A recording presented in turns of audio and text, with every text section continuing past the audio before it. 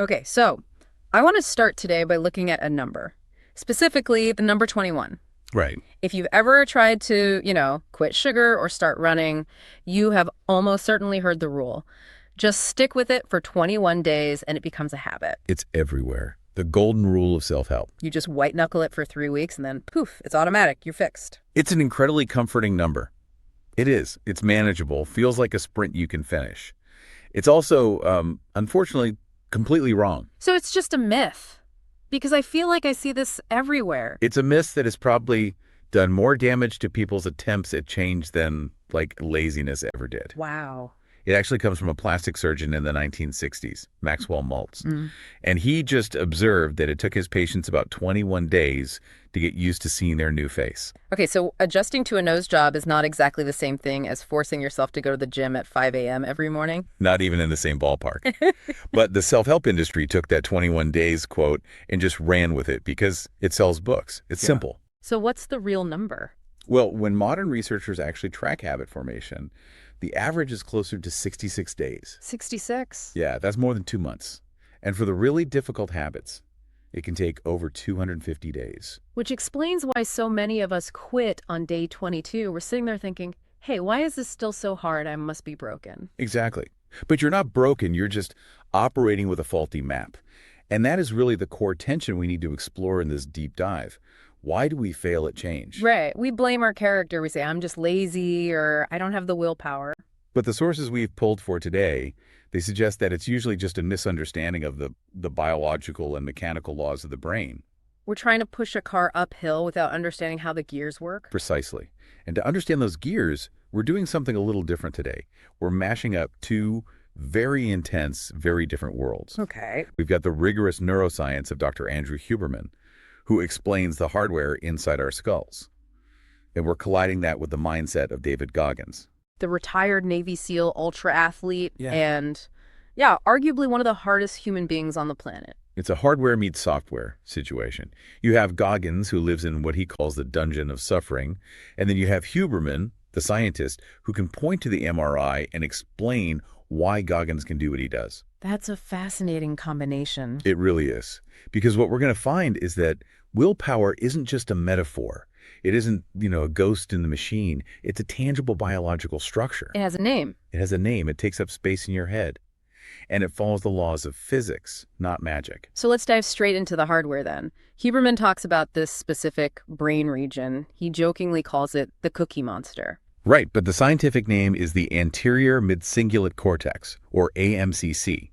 So why does this one specific spot matter so much? Well, the AMCC is fascinating because of its location. It sits right at the intersection of where we process sensory information and where we generate motor movement. It's the bridge between I feel and I do. And Huberman highlights data showing that in superagers, these are people who maintain sharp cognitive function into their 80s and 90s, this region is actually larger. Larger, as in physically bigger. Yes, denser. Huberman describes it as potentially the seat of the will to live. But for our discussion on habits, just think of it as the physical location of tenacity. So if it can be larger in some people, that implies it can change. It's not fixed. That is the critical data point. This brain area is plastic. It acts like a muscle. It can get bigger, or it can atrophy and get smaller. Okay. But the rules for how it grows are incredibly specific, and frankly, they're pretty brutal. Lay it on me. How do we grow the willpower muscle? The research shows the AMCC only grows when you engage in behavior that you specifically do not want to do. That don't want to rule. Exactly. And this is the nuance that catches everyone off guard. Huberman is really clear on this. If you do something difficult, let's say you run a marathon, but you love running, you enjoy it, you get that runner's high, your AMCC does not grow. Wait, hold on. Let me get this straight. If I'm a gym rat and I love lifting heavy weights, I'm in there 6 days a week grinding, I'm not actually building this specific type of willpower. Not according to the neuroscience. You're building skeletal muscle, sure. You're building discipline in a general sense. But the AMCC feeds on friction. Friction. It requires internal negotiation. It grows from that exact microsecond where your brain screams no, and you say yes anyway. If there's no, if you actually enjoy the process, there's no growth in that specific region. That is wild. But it actually explains a phenomenon you see in high performers. You see people who are incredibly disciplined in their sport, but their personal lives are a mess. They haven't trained the suck. Precisely. They've automated the sport. Yeah. It's no longer high friction. And the scary part is the flip side. It's a use it or lose it structure. Huberman compares to silly putty. So, if you stop engaging in friction... If you retire to a life of comfort where everything's easy, the AMCC shrinks. And rapidly. That's terrifying. It's like you can't bank willpower. You can't say, well, I did Hell Week 10 years ago, so I'm good. It's exactly like that sobriety quote Huberman mentions.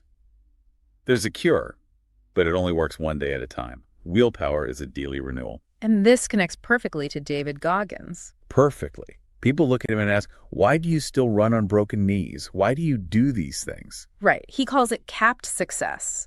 He intentionally limits his own comfort because he's afraid of losing the edge. He's afraid of his AMCC shrinking, though he wouldn't use that term. He says explicitly, I hate running. I hate the cold water. He describes his daily life as no fun. And from a neuroscience perspective, that hatred is a superpower. It's everything. Because he hates it, every single step is a signal to that brain region to grow. If he started to enjoy the run, the biological benefit to his willpower would just stop.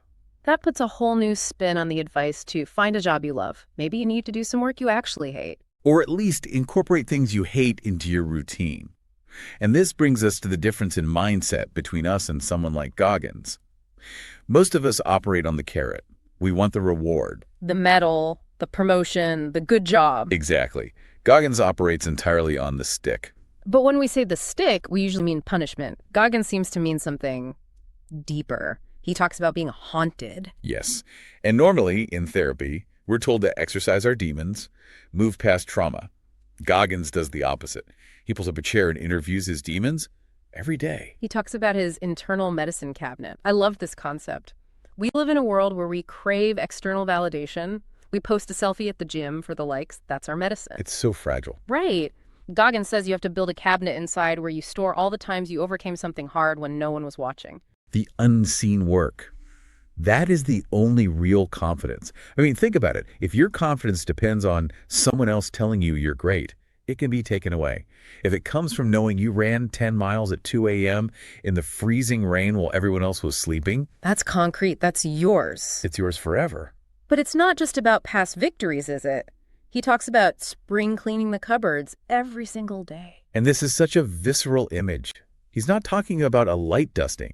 He's talking about going into the darkest corners of your mind, your insecurities, your failures, the part of you that wants to quit, and acknowledging them. He says you have to spit shine your demons. Honestly, it sounds exhausting. Why would anyone want to live like that? Because his argument, and I think it's a compelling one, is that there is no neutral state.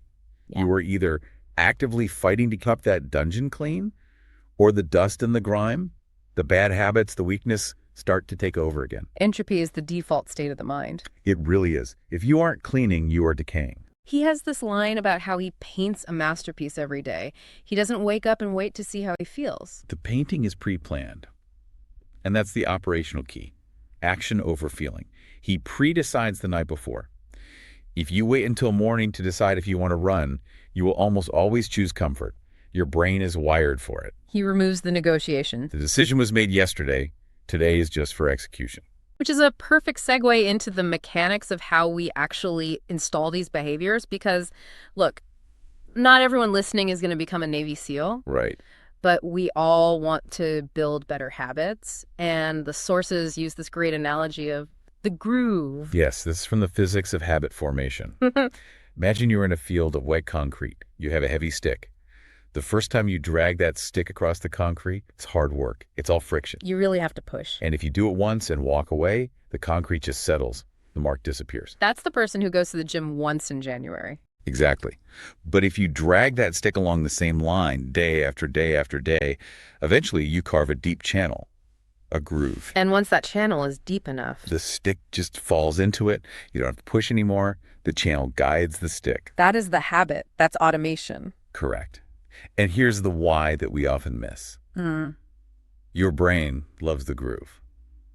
The brain is an energy-conserving machine. It's always looking for ways to save fuel. And a habit is efficient. A habit, a deep groove, requires almost no energy. So the brain actually wants you to have habits. It just hates the process of building them because that costs energy. Exactly. And that costly phase is what the researchers call the commitment window. This is the most dangerous phase for any new habit. It is the period of days or weeks before the groove is deep enough. It feels awkward, it feels heavy, feels forced. And this is where people misinterpret this signal. They feel that resistance and think, this feels terrible, so I must be doing it wrong, Or, this isn't for me. Right. They think resistance is a stop sign. But mechanically, resistance is just proof that you are currently carving the groove. Difficulty doesn't mean failure. It means you're early. You're just in the construction phase. That's all it is. So, okay, we need willpower to get through that window. But you mentioned earlier that willpower acts like a battery. This is a crucial practical takeaway. Willpower is finite. You wake up with a certain amount, think of it like a full charge. Throughout the day, every decision you make drains that battery. Not just big decisions, right? No, tiny ones. What should I wear? How should I word this email? Should I eat this donut? Each one costs you. Decision fatigue. So by 8 p.m., you're running on fumes. You are emotionally and biologically depleted. And yet, when do most people decide to start their new self-improvement project? At night, after work. I'm going to hit the gym tonight. You're trying to push a car uphill with an empty tank. It's self-sabotage. The sources are so emphatic about this, you must use your high willpower windows, usually the morning, for new behaviors. For the friction. Save the evenings for things that are already automated, or for rest. Okay, but what if you're not a morning person? Or your schedule is just a mess? There's this other technique, habit stacking, that seems to help with this energy problem. Oh, this is a brilliant way to borrow neural energy. You take a habit that is already a deep groove, something you do automatically, like brushing your teeth. Or making coffee. Making coffee. Perfect example. And you attach the new difficult behavior right to the end of it. So after I pour my coffee, I will immediately drink a glass of water. Exactly. The coffee is the cue. Your brain is already in motion. The neurons are firing for that routine. You're just extending the existing track instead of trying to bulldoze a brand new road.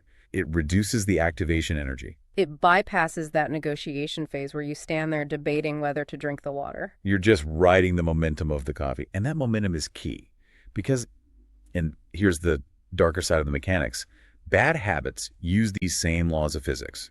This part really struck me. We think of bad habits as things we do like smoking. But the sources argue that things like procrastination are trained habits. Yes. The concept is bad habits are training. If you procrastinate and then you rush to finish at the last minute and you succeed, what have you just taught your brain? You've taught it that panic works. Exactly. You have trained your brain that urgency is the trigger for work. You're not lazy. You have practiced waiting for panic. You have carved that groove deep. And complaining. The same. If you come home and vent about your day, you are literally training your brain to scan the world for problems so you have material for your vent session. You become a problem detecting machine by habit. So doing nothing, just collapsing on the couch and scrolling your phone, that's actually doing something. It is training disengagement. It is training the brain that home equals shutdown. Now look, we all need rest, but there's a difference between restorative rest and just mindless checking out. So how do we break that, especially that transition when you walk in the door? That feels like the hardest moment to control. You need a transition habit, a small rebellion against the gravity of the couch. The sources suggest something really low stakes. When you walk in, before you do anything else, spend 5 minutes reviewing your to-do list for tomorrow. Just 5 minutes? That seems so small. It's not about the productivity, it's about the interception. You are stopping the automatic slide into zombie mode. You're asserting a tiny bit of design over the chaos. It's like the phone delay mentioned in the source material, just choosing not to look at your phone for the first 10 minutes of the day. That is a classic small act of resistance. Ow. It seems insignificant, but remember the AMCC. That 10 minutes involves friction. You want to check the phone. You don't check it. That internal friction, even small, keeps the muscle active. It's the one more rep mentality. Goggins does it with pull-ups, but for us, it might just be reading one more page when we want to close the book. Precisely. It's what the source material calls the rebellion. It's quiet. It's not about posting on Instagram that you're grinding. It's about that private moment where you choose the harder path just to prove to yourself that you are steering the ship. And that leads us to the ultimate point of all of this. Why do it? Is the goal just to be a robot? No, And I'm glad you asked that because it's easy to misinterpret this as a call to be a joyless machine. The goal is not control. The goal is freedom. How does doing things you hate lead to freedom? That sounds like a contradiction. Think about how much mental energy you waste just negotiating with yourself. Should I work out? I'm tired. Maybe later. No, I really should. Mm. That debate is exhausting. It burns through your battery. It does. When you build a habit, when you automate the behavior, the negotiation just stops. The stick falls into the groove. And suddenly you have all this freed up mental energy. You are free from your own impulses. You are free from the tyranny of feeling like it. You just do. And that energy can then be used for creativity, for connection, for actual living.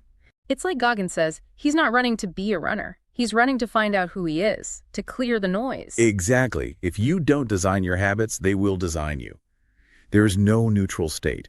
You are becoming someone every single day based on what you repeat. That is a heavy realization. We think we're waiting for some lightning bolt of motivation to strike. But the awakening is realizing the lightning bolt isn't coming. The awakening is realizing that you are the architect. You are the one dragging the stick across the concrete. So let's recap the mission here. We started with the idea that willpower is a biological structure, the AMCC, and it feeds on friction. If you avoid the suck, you lose the capacity for will. And we learned that habits are mechanical. They are grooves. They require a commitment window where things are supposed to feel wrong, and that's actually normal. And we need to treat willpower like a battery, protect it, use it wisely, and stop wasting it on late-night negotiations. And we learned from Goggins that the stick, being haunted by your potential, can be a more reliable fuel than any good job sticker anyone can give you. It creates a self-sustaining engine. An internal medicine cabinet. You stop needing the world to tell you you're okay, because you know you're capable of enduring the uncomfortable. So what does this mean for the listener right now? It means looking at your day not as a series of chores, but as a training ground. When you want to check your phone and you don't, that's a rep. When you want to collapse after work and you take 5 minutes to prep for tomorrow instead, that's a rep. You are physically altering your brain. You're building the will to live. Yes, and that is the ultimate freedom. We want to leave you with a thought from the sources that really stopped me in my tracks. We spend so much time thinking about our 5-year plan, our dreams. But just look at your day-to-day. Look at the things you did on autopilot, the small choices. The question is simply this. If your habits stayed exactly as they are today, who would they quietly turn you into tomorrow? Thanks for diving deep with us. Now go carve some grooves.